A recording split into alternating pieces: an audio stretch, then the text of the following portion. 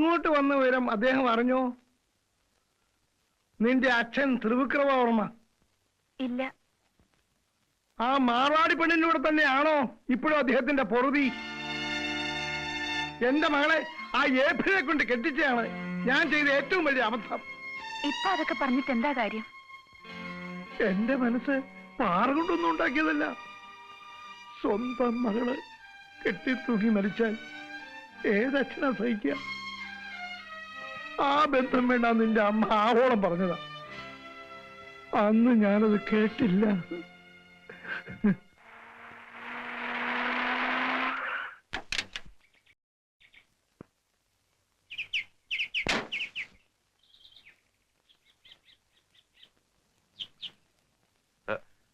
നമസ്കാരം. നമസ്കാരം. വർമ്മ സാറേ അപ്പുറത്തുണ്ട്. ഓ,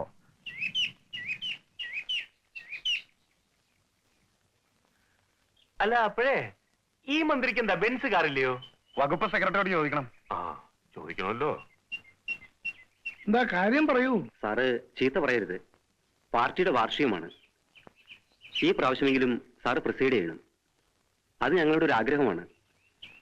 മറ്റുള്ള മുതിർന്ന നേതാക്കന്മാരൊക്കെ വരാമെന്നിട്ടുണ്ട്. സാറ് കൂടി ഒന്ന് വരണം. എല്ലാരും വന്നോട്ടെ, പക്ഷെ ഞാൻ വരില്ല.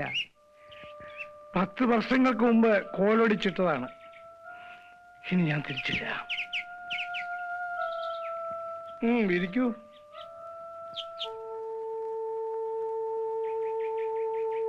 അല്ല, സാർ ഇങ്ങനെയൊക്കെ പറഞ്ഞാല് ഈ പ്രസ്ഥാനത്തിന്റെ വളർച്ചയിൽ സാറിനുള്ള പങ്ക് നിഷേധിക്കാൻ സാറിനാവില്ലല്ലോ. താൻ എന്നെ പ്രലോഭിപ്പിക്കണ്ട. എത്ര നിർബന്ധിച്ചാലും എനിക്കൊരു മറുപടിയേ ഉള്ളൂ, ഞാനില്ല. ഹലോ സേതു. നീ എന്തുവാ വിളിച്ചത്? സേതു വന്നു. ഇയാളിപ്പോ സേതു സാറെന്ന് വിളിക്കണം. സേതു സാറോ? ഇയാളിപ്പോ പഴയ സേതു ഒന്നുമല്ല, വലിയ മന്ത്രിയാ. ഈ കൊച്ചി ഇറക്കനോ? ട്രൗസർ ഇടിപ്പിച്ചാൽ ഇപ്പോഴും ഒക്കത്ത് വെച്ചോണ്ട് നടക്കാം. സമ്മതിച്ചിരിക്കുന്നു. ഇയാളെ കുറിച്ച് ഇത്ര കറക്റ്റായിട്ട് അസസ്മെന്റ് ആരും നടത്തിയിട്ടില്ല. അപ്പൊ തനിക്ക് വേറൊന്നും പറയാനില്ലല്ലോ? പറഞ്ഞിട്ടെന്ത് കാര്യം? സാറ് വരില്ലല്ലോ. അത് അത്രേ ഉള്ളൂ. ഇയാള് ഒരു 1ാം ക്ലാസ് നുണയനാ. തന്റെ ഒരു നുണ ഇവൾ 10 പത്രത്തിൽ എഴുതിക്കോളും. അതിനിവിടെ സമർത്ഥയാ. ഇനി പത്രവും മന്ത്രിയും കൂടെ സംസാരിക്കാൻ ഞാൻ ഇപ്പൊ വരാം. അല്ല, മുത്തച്ഛൻ എന്താ പറ്റില്ലെന്ന് പറഞ്ഞത്? പാർട്ടിയുടെ വാർഷികത്തിന് ക്ഷണിച്ചതിനുള്ള മറുപടിയാണ് കേട്ടത്. മുത്തച്ഛൻ ഇപ്പൊ രാഷ്ട്രീയ വനവാസത്തിലാണെന്ന് അറിയില്ലേ? അറിയാം. ഇന്നത്തെ പവർ പൊളിറ്റിക്സിൽ വർമ്മ സാറിന് ഒരു താല്പര്യമില്ല. ഒന്നാമത് കൂട്ടുകക്ഷി വരണം. മറ്റുള്ള കക്ഷികളുമായി മത്സരിക്കുമ്പോൾ നിലനിൽപ്പിനായി ചില വിട്ടുവീഴ്ചകൾ ചെയ്യേണ്ടി വരും. അതൊന്നും സാറിന് ഇഷ്ടമല്ല. അല്ല, നിങ്ങൾക്ക് ഭരണം വേണമെന്ന് എന്താ ഇത്ര നിർബന്ധം? ഭരണം വേണ്ടെന്ന് വെച്ചൂടെ? പിന്നെ അധികാരം ഉണ്ടെങ്കിലേ ജനങ്ങളെ സേവിക്കാൻ പറ്റുമെന്നുണ്ടോ? നിസ്സാര ചോദ്യം.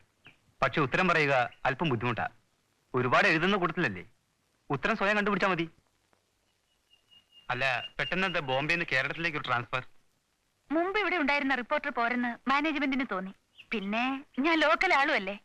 നിങ്ങളുടെ മാനേജ്മെന്റിന് വീണ്ടും അബദ്ധം പറ്റിയെന്ന് തോന്നുന്നു. അതെന്താ അങ്ങനെ? പകരം അശ്വതിയല്ലേ അയച്ചിരിക്കുന്നത്.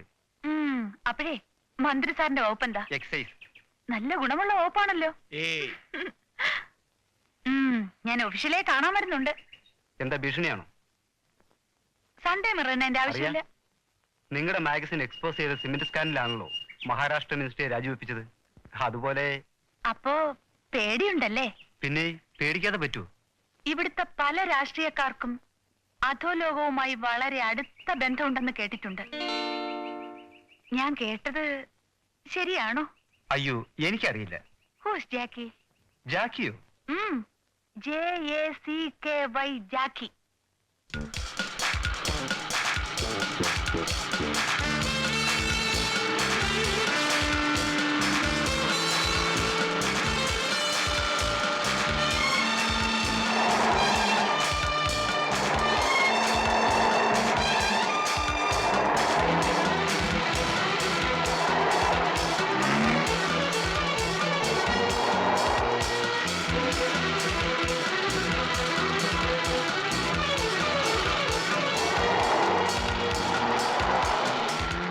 എന്തോ കാർ റാലി ഉണ്ടായിരുന്നല്ലോ. ആ കാറുകളെല്ലാം ചെക്ക് ചെയ്തോ? അതെന്തിനാണ് സാർ? കാർ റാലിയിൽ താൻ വിചാരിച്ചതിന് അയാളും വിചാരിച്ചു കാണും. ഈസ് എ ക്ലവർ മാൻ. അതുകൊണ്ടാണ് അയാളെ ജാക്കി എന്ന് വിളിക്കുന്നത്. സാർ, എനിക്ക് കിട്ടിയ ഇൻഫർമേഷൻ തെറ്റില്ല. അവരുടെ കൂട്ടത്തിൽ ഒരാൾ തന്ന ഇൻഫർമേഷൻ ആണ്. I repeat, KBV 4600 blue Maruti. Go and find it out.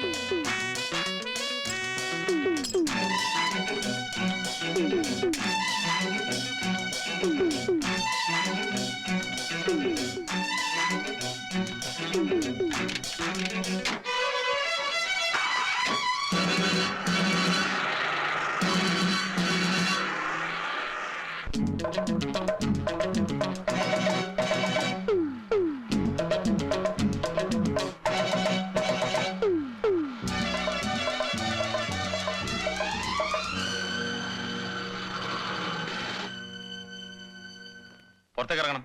എന്താണ് സാർ? പുറത്തേക്ക് ഇറങ്ങാനല്ലേ പറഞ്ഞത്? Mind your words. I am a bona fide passenger. What you want? ഞങ്ങൾക്ക് ഈ വണ്ടി ഒന്ന് സെർച്ച് ചെയ്യണം. അത് പറഞ്ഞാൽ പോരെ? Search it. Come on.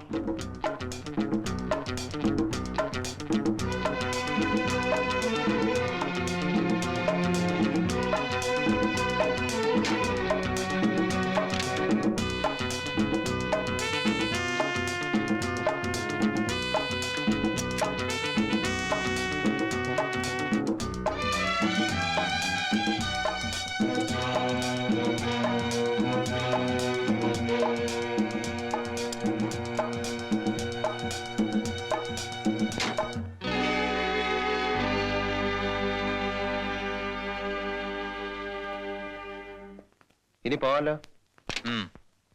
തുറന്നോട്.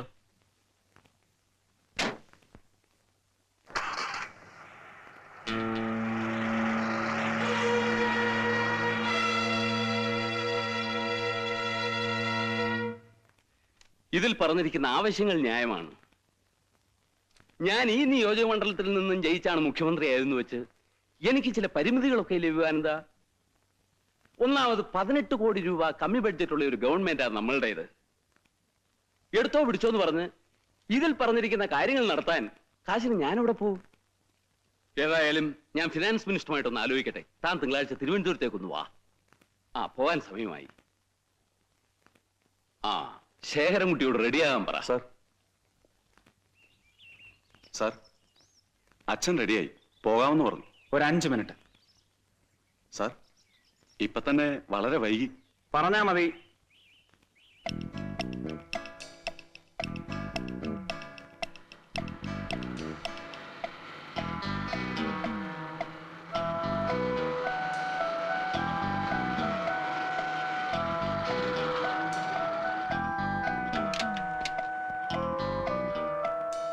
എന്താടാ?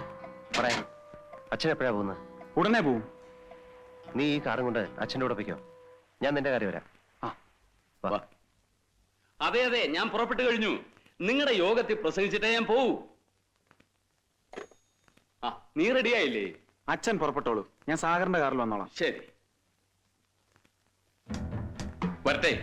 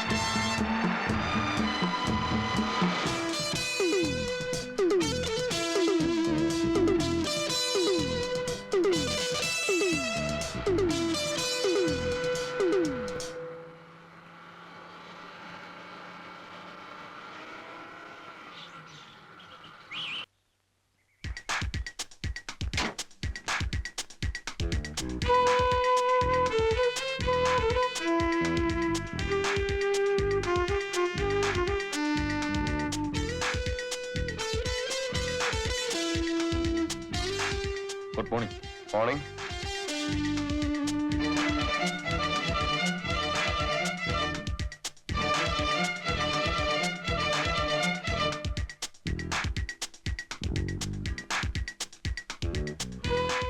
നമ്മുടെ സാർ എങ്ങനെയുണ്ട്? കുഴപ്പമൊന്നുമില്ല. എവിടെ? മോളിലുണ്ട്.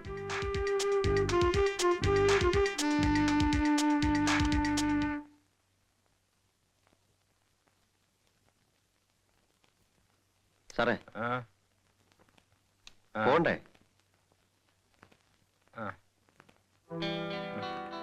പോണ്ടേ? ട്രെയിന് സമയമായി. സാർ ആദ്യം കണ്ണും മുഖമൊക്കെ ഒന്ന് കഴിക്കേ. പതുക്കെ പതുക്കെ.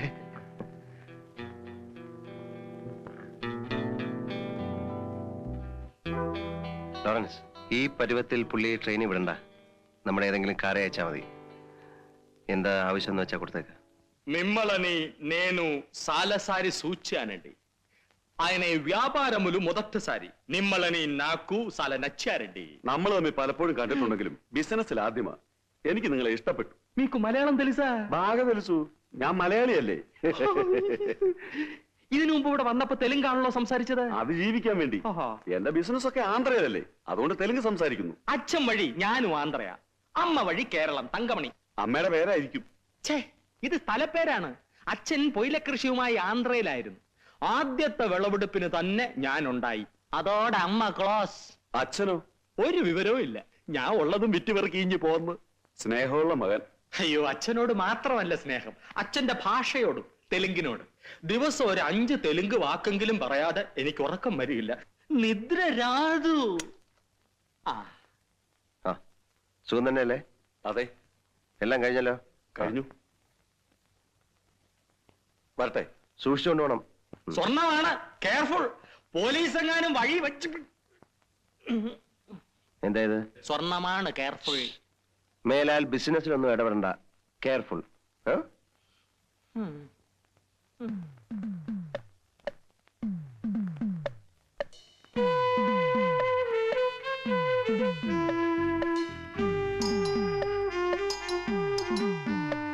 കാസിം, ശേഖരൻകുട്ടിയാ, കഥ തുറക്ക്.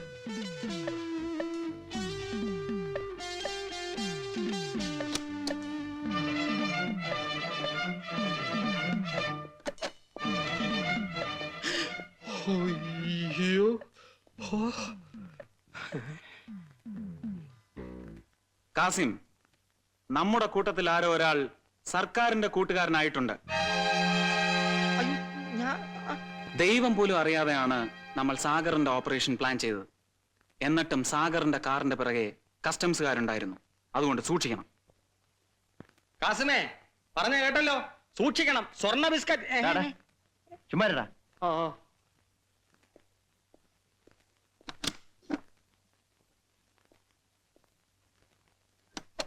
നമ്മുടെ ഓഫീസർ എവിടെ?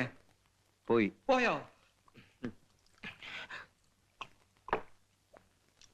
പോയല്ലോ. ഒന്നുകൂടി.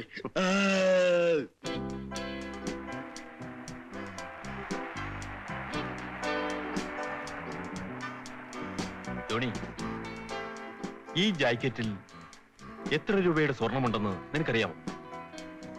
12 ലക്ഷം രൂപയുടെ സ്വർണമുണ്ട്. ഇത്രയും സ്വർണം രാവും പകലും ഡ്രൈവ് ചെയ്ത് എല്ലാ റിസ്ക്കും കവർ ചെയ്ത് ചെങ്കോട്ടയിലുള്ള അമീർ സാഹിബിന് എത്തിച്ചു കൊടുത്താൽ നമുക്കെന്ത് കിട്ടും? 10,000 രൂപ കിട്ടും. 6 ലക്ഷം രൂപ വെച്ച് ഒരാൾക്ക് കിട്ടുകയാണെങ്കിൽ സുഖമായി ജീവിച്ചൂടെ? കാസിം, ഈ ശേഖരൻകുട്ടിയും ജാക്കിയും പണക്കാരായത് നേരായ വഴിക്കൊന്നുമല്ല. കാസിം, നമുക്ക് ഈ സംസാരം ഇവിടെ വെച്ച് നിർത്താം. നിന്റെ സംസാരം കേട്ടിട്ട് എനിക്ക് പേടിയാവും. നീ പേടിച്ചു പോയോ? ഇതുപോലെ പല പരീക്ഷണങ്ങളും ഉണ്ടാവും. നിന്റെ മനസ്സറിയാൻ വേണ്ടി ഞാൻ ചോദിച്ചതല്ലേ. ശേഖരൻകുട്ടി പറഞ്ഞ സർക്കാരിന്റെ കൂട്ടുകാരൻ നീയാണോടാ?